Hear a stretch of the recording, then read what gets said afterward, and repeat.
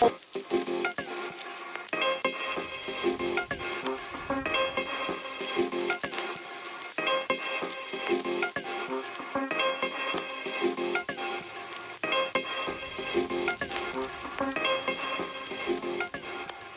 much Paperboy was one of the first short films that we made for GGC Life TV about 3 years ago. Me and Lucas and the TV team were so in love with making non-dialogue films, and Paperboy was one of the first films we ever made. 3 years ago we were super naive and we just made whatever came to our head straight away. And we didn't care really about learning how to do things properly, but we just went out and shot it. What made it a good film was the fact that anyone in the world could watch it and it would still make sense to them. But we even knew that before anyone in the world had even seen it.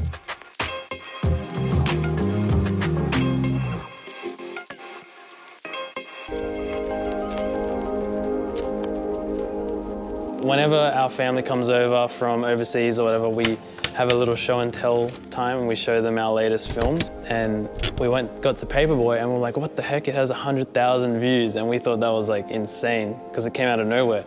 Every week would go higher and higher until eventually it just hit 1 million. It felt like the coolest achievement, but we still will never know why or how it reached 1 million. And the subscriber count was going up. We didn't want to just leave the success and let it slowly die. We wanted to capitalize on it and do what we could while it was still rising. Pretty much, we've decided to make a sequel to Paperboy. So we're making Paperboy 2, and we've just had a mad brainstorming session and we figured out an awesome story and we just full on wrote. My main fear with doing a sequel is the fact that I've always preached not to do sequels for the sake of it.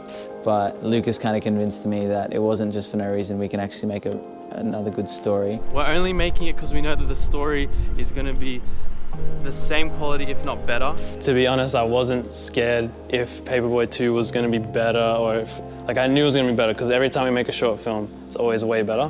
The location had to feel the same, music had to feel the same, but still different and next level. We decided that it can just be set 3 years later, and it works. All right, welcome to the morning of Paperboy 2 day 1 shoot. Let's rock and roll. It was really like nostalgic the second time we shot because it felt like you can remember all these memories of when we filmed it on the exact same street, in the exact same clothes, on the exact same bike 3 years earlier. The main difference was we had a lot more people keen to see it. We had a lot more volunteers helping on set.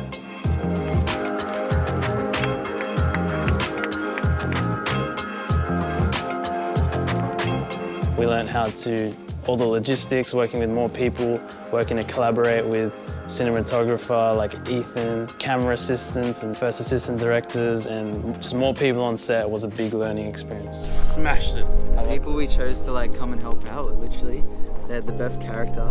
I'm really happy with how it turned out. It's gonna be amazing. Like, all the different short films have always been different. We've never done a sequel, so I'm proud of the two of them together and how people can watch one, watch the next one, and enjoy both. I guess we learned how to make a sequel. I think I've learned to not shut down an idea if it seems weird at first, but to give it a chance and to try and make the most of something that seems impossible to do. And that's the funnest part, to overcome all these challenges and work around all these ways to make something still amazing, even though it doesn't sound like a good idea at first. I hope that people can watch Paperboy 2 and be inspired to not get weary in doing the good thing that they're doing, because when we compare with others, we can lose our uniqueness and lose what was special about us. I hope that people watch Paperboy 2 and feel that same inclination to give, to always think of others rather than yourself.